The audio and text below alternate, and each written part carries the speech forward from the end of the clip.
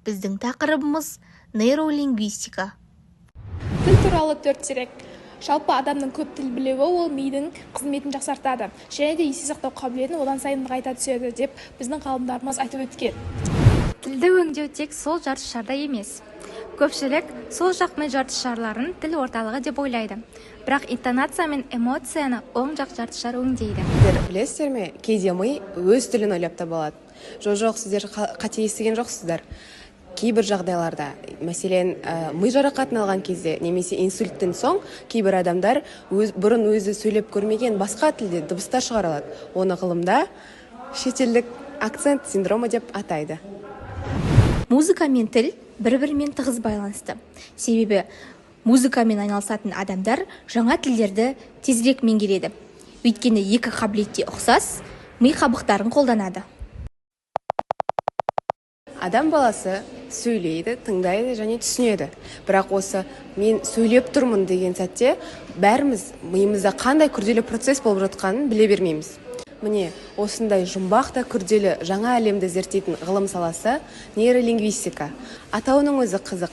Грек тілінен аударғанда нейро жүйке, ал латын тілінен аударғанда лингва тіл, яғни тіл мен мидың тоғысуы арқылы пайда болған ғылым жүйесі.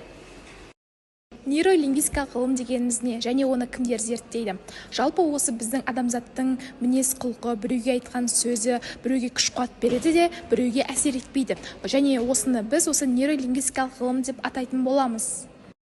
Нейролингвистикалық ғылымның негізін қалаушылар американдық ғалымдар Ричард пен Джон бірге ашқан болатын. Адам ойын тіл арқылы жеткізеді. Дәл осылай кей кездерде адамның сөзі менен ойы шашырап жатады.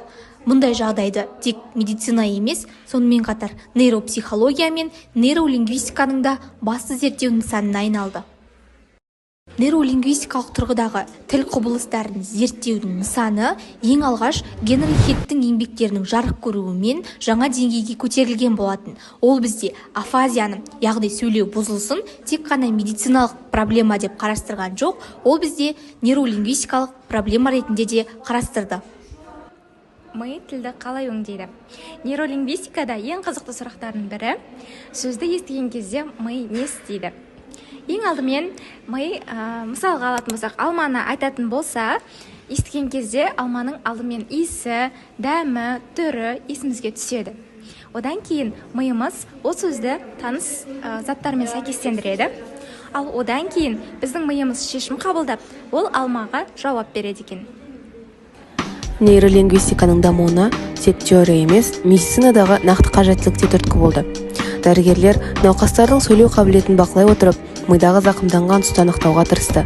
Яғни басты әдіс түрлі жағдайларда адамның қалай сөйлейтінін бақылау. Бүгінде нейролингвистика саласында тілдің бұзылуын түсіндіретін екі маңызды бағыт бар. Біріншісі Якобсон мен Холле бағыты. Бұл теория бойынша тіл бұзылысы екі түрлі сипатта көрінеді.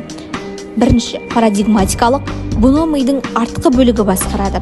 Екінші синтагматикалық, бұны мидың алдыңғы бөлігі жүзеге асырады.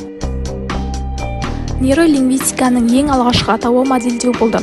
Оның басты мақсаты адамдардың қалай ойлайтынын, қалай шешім қабылдайтынын және әрекетке қалай келетінін түсіну керек.